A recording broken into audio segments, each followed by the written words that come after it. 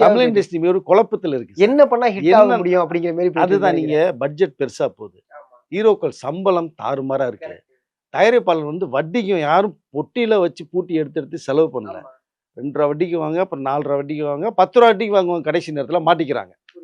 So இப்போ அப்படி ஒரு சூழ்நிலை இருக்கும்போது எல்லாருமே கோஆப்ரேட் பண்ணணும், ஹீரோ கோஆப்ரேட் பண்ணணும், ஒரு இயக்குனர் கோஆப்ரேட் பண்ணணும், தயாரிப்பாளருக்கு. ஒரு கோஆப்ரேஷன் இல்லை இங்கே. நீ எவன்ட்டையோ பணம் வாங்கு, எனக்கு கொடுக்குற சம்பளத்தை நீ கொடுத்துரு அப்படின்னு சூழ்நிலை மாறுது. அதனால தான் இந்த குழப்பங்கள் நிறைய ஓடிட்டு இருக்கு. விக்னேஷ் சிவனுக்கு அதே ப்ராப்ளம் தான். ஏன்னா விக்னேஷ் சிவன் கூட இப்போ ஒரு விஷயம் ஒரு ஸ்டோரியில போட்டிருந்தாரு, 100 கோடி அடிக்க வேண்டிய எல்லைக்கு வந்து ஆன்லைன் ரிவ்யூவால வந்து கெடுத்துட்டாங்க, நிறைய பேர் நெகட்டிவ் அநியாயத்தை ஸ்ப்ரெட் பண்ணிட்டாங்க, அதனால தான் வந்து அடுத்த ஷோக்கு வந்து வரல, யாருமே வரல அப்படிங்கிற மாதிரியான ஒரு இல்லை, அதை வந்து ஏற்றுக்கொள்ள முடியாது சார். நீங்கள் வந்து ஒரு விமர்சனம் வந்து ஃபர்ஸ்ட் டே ஃபர்ஸ்ட் ஷோ பார்த்த உடனே விமர்சனம் கொடுத்துட்றாங்க, இன்டர்வலில் ஒரு விமர்சனம் வெளில போயிருது, படம் முடிஞ்ச விமர்சனம் போயிருது, மாப்பிள்ளை வந்துடாதரா அப்படியே டீ சாப்பிட்டு போம்டான்னு சொல்லி கூப்பிட்டு போயிடுறேன். நீங்கள் படம் தரையில் அர்த்தம். இப்போ நான் விக்னேஷ் சிவனுக்காக சொல்லலை, எந்த ஏற்கனவே நீங்கள் கங்குவாலாம் அதே மாதிரி தான் ரிசல்ட் இல்லையா? ஏன் தொடர் தோல்வியில் கொடுத்தாங்க, ஏன் கரப்படையே தனுஷ்க்கு போகல?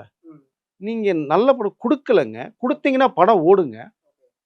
அதை தர மறுத்துட்டு நம்மளுடைய தோல்விக்கு வேற ஒரு காரணம் சொல்லக்கூடாது. யாராலையும் தடுக்க முடியாது, வெற்றியை தடுக்கவே முடியாது. இந்த கருப்பு வெற்றி யாரும் தடுக்க முடிஞ்சுதா? முடியல. 300 கோடியை தாண்டி போயிடுச்சு.